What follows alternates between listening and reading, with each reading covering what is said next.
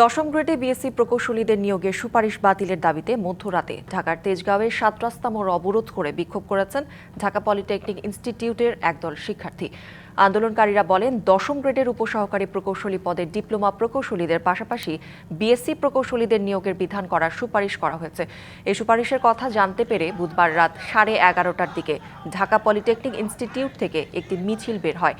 মিছিলে অংশগ্রহণকারী শিক্ষার্থীরা রাত 11:45টার দিকে ৭ রাস্তা মোড় অবরোধ করেন। এ সময় ঘণ্টাব্যাপী যান চলাচল বন্ধ হয়ে পড়ে।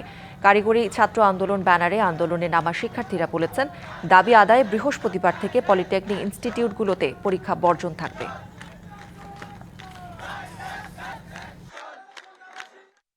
24 ঘন্টার আলটিমেটাম দিচ্ছি।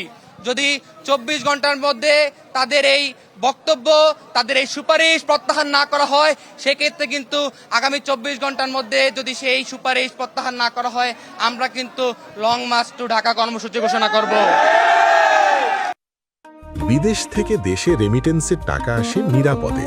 তাই আজই আপনার আপনজনকে বলে রাখুন, রেমিটেন্সের টাকা যেন শুধু নগদেই পাঠায়।